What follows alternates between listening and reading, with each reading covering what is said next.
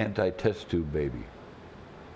He thinks that if a person had a test tube baby, they would never really love the child as their own. The father of the man suspected of bombing a fertility clinic in the West speaks out, sharing what he knows about his son's belief. Good evening and welcome to West Coast Wrap. I'm Claudine Wong. Investigators are calling this attack in Palm Springs, California, terrorism. But the suspect's father says his son was not a terrorist. Now here's a breakdown of what we're learning about this case. Investigators have identified the suspect as 25-year-old Guy Bartkus. They say writings he left behind seem to indicate that he had anti-natalist views. He died in Saturday's blast. 4 others were injured. All of the embryos at the fertility clinic that was bombed have been saved. Fox 11's Christina Gonzalez has more from the suspect's father and the investigators working on the case. Well, I call him a terrorist. I wouldn't call him a terrorist. A terrorist is out to kill people, our life, destroy life. He wasn't there to destroy it. He was there against a test tube baby. The father of Guy Edward Bartkus, identified by the FBI as the suspect behind the bombing this weekend of the American Reproductive Center's fertility clinic in Palm Springs. He was not anti-life. He was anti-test tube baby. He thinks that if a person had a test tube baby, they would never really love the child as their own. The 25-year-old Bartkus died in the blast, which injured 4 people. Guys can just be on that outer perimeter. Yeah. I really do say that for your safety. Federal agents have been working the 29 Palms home where Bartkus lived with his mom and sister. Neighbors say he kept to himself.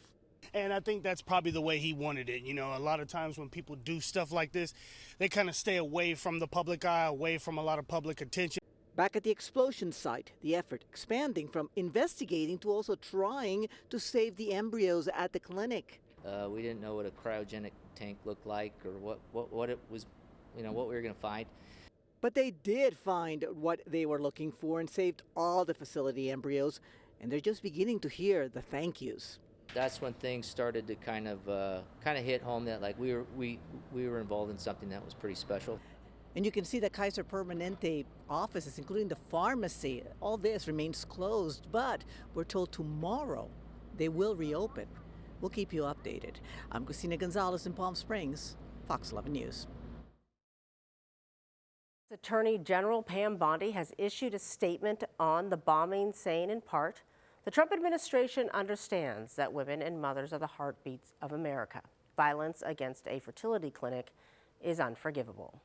California Governor Gavin Newsom says his office is coordinating with local and federal authorities to support the response to the attack. For the first time today, firefighters are also reporting some containment in their fight against Arizona's massive Greer fire.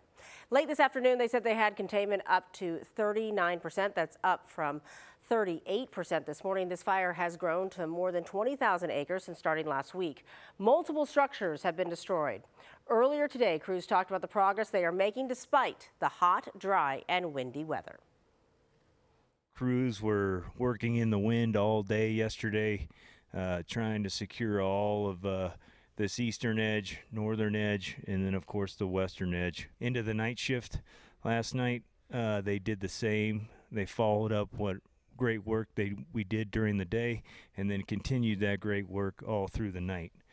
And then left us in a good spot this morning to continue to patrol and secure. FEMA has authorized the use of federal funds to help fight the fire. Let's bring in KTVU meteorologist Roberta Gonzalez, who is tracking the conditions that are challenging those firefighters. She's also looking at the other conditions across the West. Roberta? Yes, Claudine, 700 firefighters have a mighty big job ahead of them because this fire is not contained yet and the winds are not cooperating in throughout the Arizona area. In fact, over the next 48 hours, we're anticipating these winds to continue to blow up to 40 miles per hour. And now the fire weather watch and warning has now extended into southern portions, southeastern portions of Arizona as well. We're talking about Sierra Vista into Tombstone, also into Benson and St. David, then lifting into the Tucson area. So meanwhile, while you have the gusty winds, you have the heat averaging above normal for this time of the year. About a couple hundred miles away is Phoenix. It was 94 degrees there today.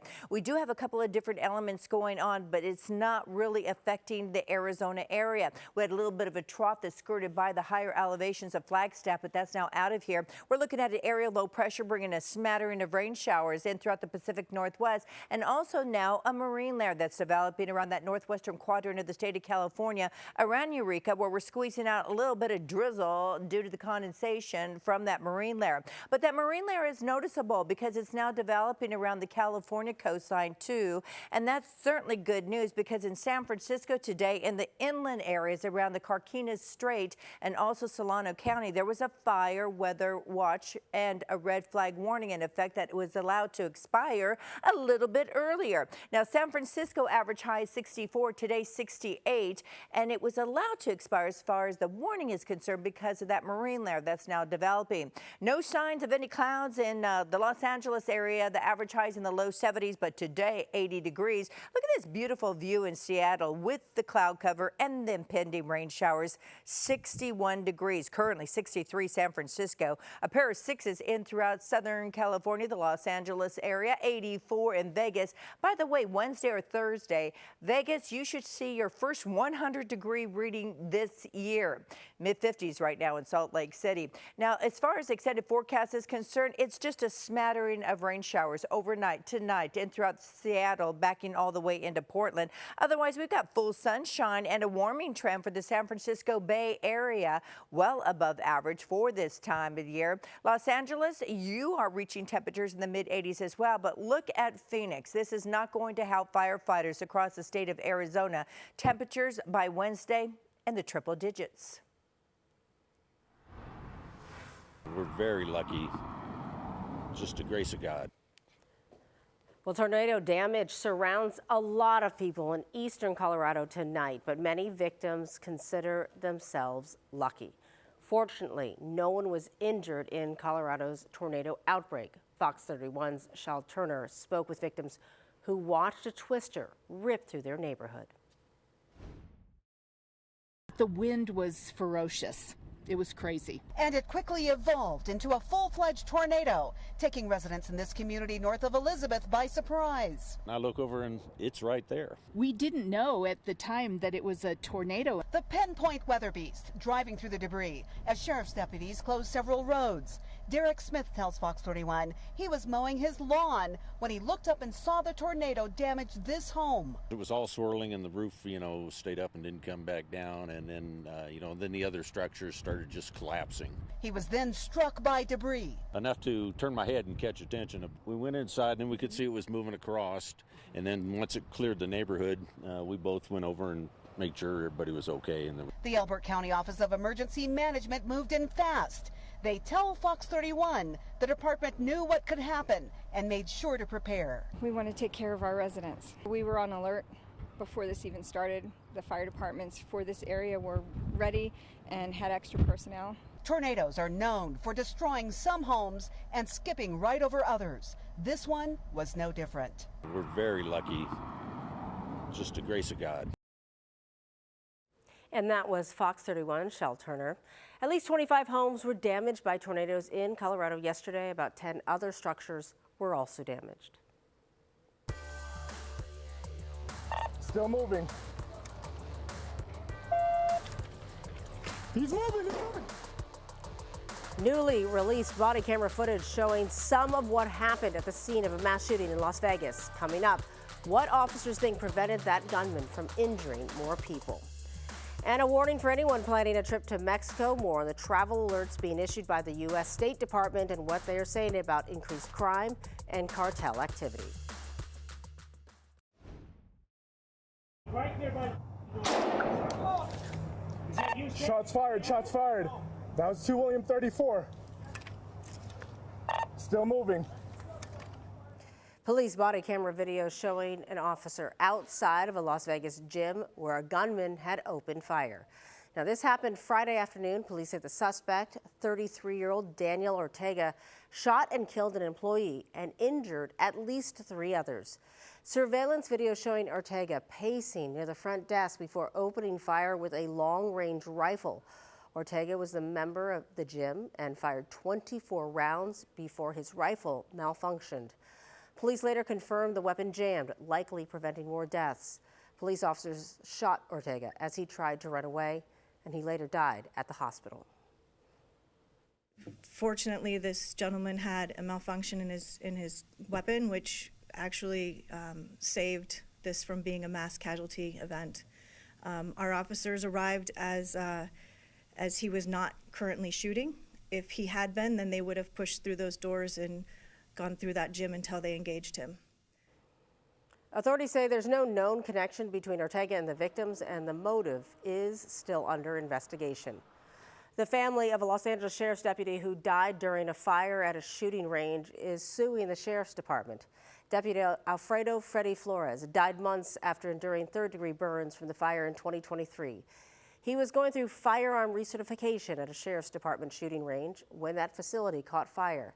His family's lawsuit alleges the sheriff's department allowed the dangerous accumulation of unburned gunpowder residue and other material which ignited. The LA County Sheriff's Department did not immediately respond to an emailed request for comment. And a man is in custody after police say he terrorized a Utah family for nearly 6 months, claiming ties to a cartel. 23-year-old Dominic Garcia is facing 28 charges, including aggravated assault and kidnapping. Investigators say Garcia moved in with the family in the city of Mill Creek, held them against their will, and then subjected one family member to extreme physical abuse. Officers arrested him after the family held him at gunpoint and called police. Garcia is now being held without bail. And the U.S. Attorney in Central California is launching a pilot program aimed at neutralizing the state's sanctuary policies. The new rules would force jails to transfer some illegal immigrants into federal custody. Fox's Bill Malugin has more from Los Angeles. In a Fox exclusive, you're watching an incredibly rare interaction as the jail in Los Angeles transfers an illegal alien to ICE custody. The sanctuary jurisdiction forced to hand this Mexican national over thanks to a first-of-its-kind federal operation. With this operation, we're going to be neutralizing California's sanctuary state policies. Bill Asaley is the U.S. Attorney in L.A. and the architect of Operation Guardian Angel. All right, guys, thanks for circling up. Asaley has created a federal task force made up of ICE, HSI, FBI, DEA, and ATF agents. How's his criminal history? He's got the domestic violence. They scan these criminal databases daily to find illegal aliens in local jails who have been previously deported from the United States. We have a warrant for your arrest. If they've returned to the U.S., they've committed a federal felony known as illegal reentry, and Asaley's office will immediately seek a criminal arrest warrant against them, which, unlike an ICE detainer, jails and sanctuary jurisdictions can't ignore. We're going to flood the system with warrants for criminal illegal immigrants that are in county jails. They can ignore a detainer, but they cannot ignore a criminal arrest warrant. The federal task force brought us with them as they went to Twin Towers Jail in downtown L.A. to take custody of a previously deported alien they found in their database and filed a warrant on. He was facing local charges for robbery, but the jail immediately handed him over to ICE, with California's sanctuary policies unable to protect him from the criminal warrant. They have no choice. They will comply. And if they don't comply, if they interfere in our ability to arrest a federal felon, they can expect to face consequences for that. And task force officials tell us once they're up and running at full steam, they project they're going to be arresting anywhere between 40 and 50 aliens from local sanctuary jails every single week. They say if they're successful here in Los Angeles, it could be a model to be used to neutralize sanctuary jurisdictions elsewhere all around the country. Reporting in Los Angeles, Bill Malugin, Fox News. Well, people planning trips to Mexico are being advised to be extra careful. The U.S. State Department has issued a travel alert for the state of Baja California Sur that includes Cabo San Lucas, Los Cabos, and La Paz. The State Department expects people will see increased security in those tourist destinations due to increased crime. It also reports that cartels have been making threats against local officials.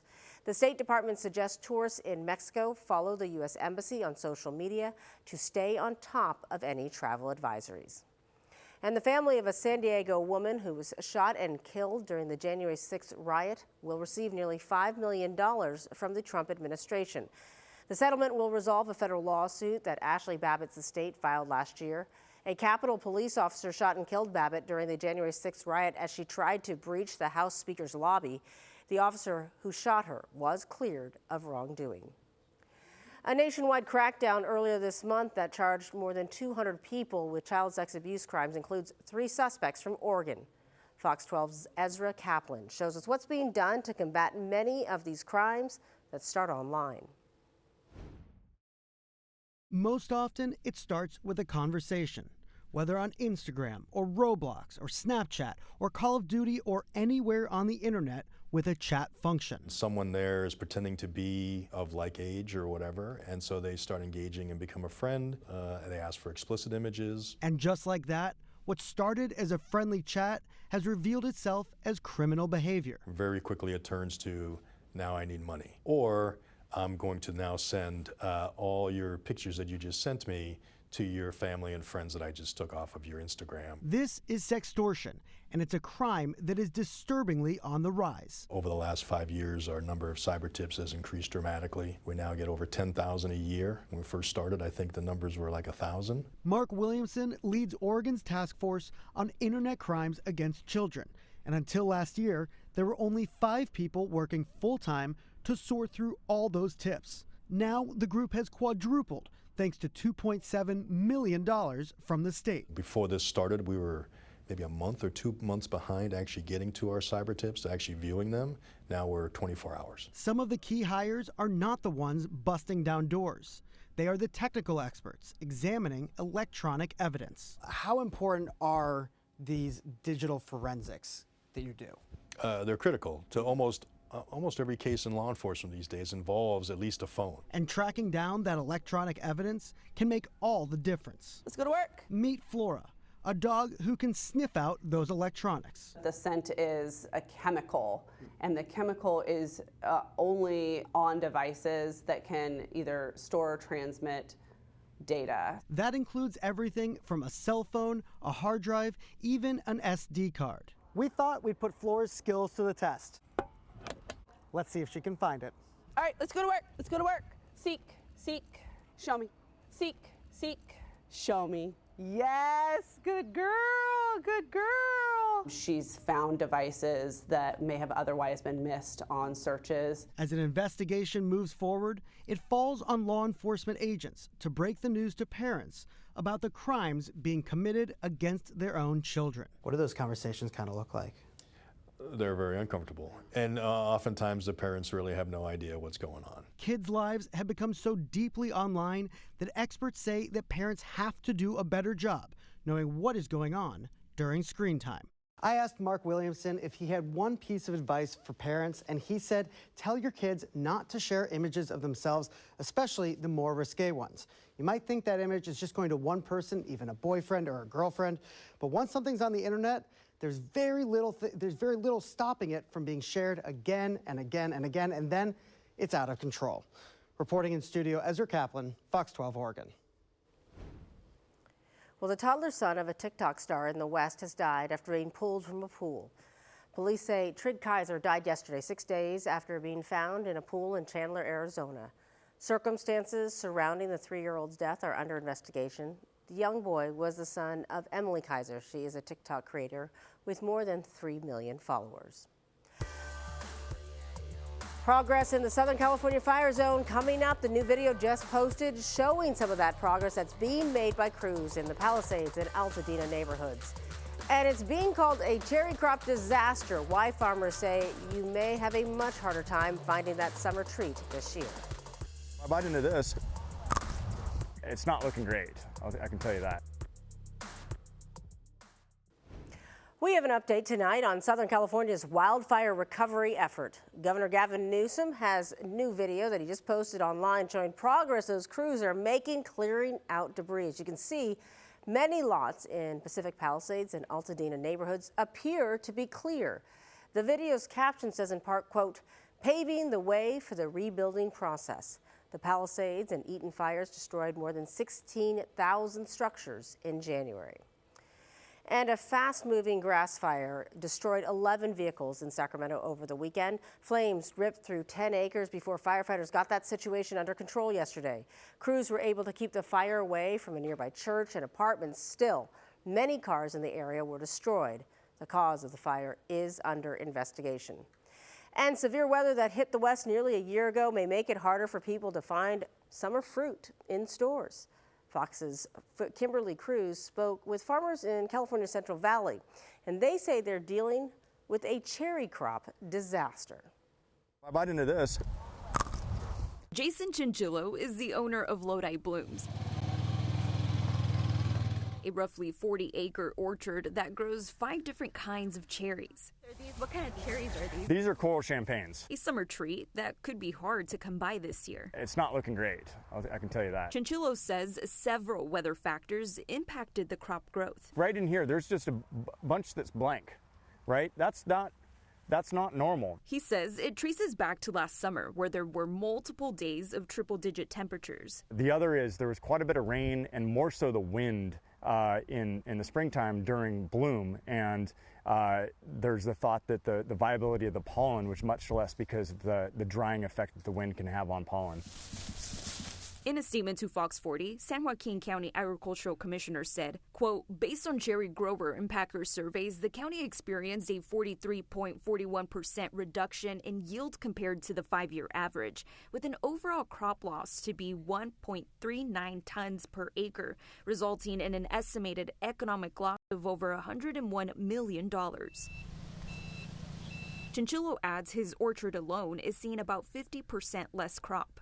Chinchillo says that the effects could trickle down to the consumer, meaning that when you go to the grocery store, you may expect to pay more for cherries, or you may just not find them at all. There's not as much revenue potentially coming in, so there's an immediate need to think about from a business standpoint of how to adjust operations. I think the main adjustment that we've made is we've increased our direct-to-consumer pricing. Dependent on Mother Nature's force, Chinchillo is already thinking about what improvements he can make for next year's harvest. I'm looking at ways to leverage a lot more nutrition in terms of making sure these trees are as resilient as possible. In Lodi, covering local news that matters, Kimberly Cruz, Fox 40 News. Well, San Joaquin County is waiting to hear whether the governor's office will declare a disaster over cherry crop losses. If approved, farmers will move a step closer to getting help through grants or low-interest loans. And finally tonight, so many drivers are deciding to not buy Teslas that California's electrical vehicle goals are now hurting. New Tesla sales in California dropped 21% in the first quarter of this year. Sales of other kinds of EVs went up by 14%, but overall, EV sales decreased by 3%, which does jeopardize the state's goal to have EV cars make up 35% of new car sales by next year. The drop in Tesla sales is due to Elon Musk's polarizing actions as a top advisor to President Trump. And thanks for joining us tonight, and you can stay up to date on all of the stories that we're following for you and covering online. Just go to westcoastwrap.com and stream all of our shows on your smart TV or phone by downloading the Fox Local app.